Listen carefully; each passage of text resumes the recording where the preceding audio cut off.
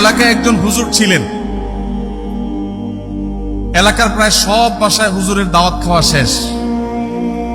কোন মহিলা রান্না করে ওই হুজুরকে খাবার খাইয়ে কখনো শান্তিতে থাকতে পারত না। প্রত্যেকটা দাওয়াতের পর ওই হুজুর একটা না একটা দোষ বাইর করতেন। হয় এখানে লবণ একটু কম হয়েছে, না হলে ওখানে হলুদটা একটু কম হয়েছে, কালারটা একটু ত্রুটি আছে, কোনো না কোনো দোষ তিনি ধরতেন।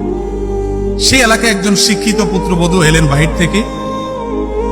আসার পর তিনি এই হুজুর সম্পর্কে যখন ধারণা পেলেন যে একজন হুজুর আছেন, এই হুজুরের কেউ খাইয়ে সন্তুষ্ট করতে পারেন না, উনি একটা না একটা দোষ ধরেন। যদি হুজুর মানুষ দোষ ধরার কথা না, নবী সাল্লাল্লাহু আলাইহি ওয়াসাল্লাম সুন্নাহর খেলাফ।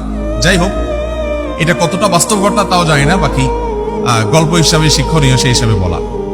তো পরে ওই শিক্ষিত পুত্রবধূ তিনি হুজুরের সমস্ত দোষগুলোর তালিকা করলেন যে উনি কোন কোন দোষ ধরেন সাধারণত। সবগুলোকে নোট করে এমন ভাবে একটা রান্না তিনি দিলেন যে এই রান্নাতে হুজুরের দোষ ধরার কোনো ফাঁক রাখলেন না, সব পারফেক্ট রাখলেন। এরপর হুজুরকে দাওয়াত দিয়ে খাওয়ালেন। খাওয়ার পরে এবার পুরুষদের দিকে দিয়ে জিজ্ঞাসা করলেন, এবার হুজুরকে জিজ্ঞাসা করো আজকের খাবার কেমন হয়েছে, কমেন্ট করতে বলো।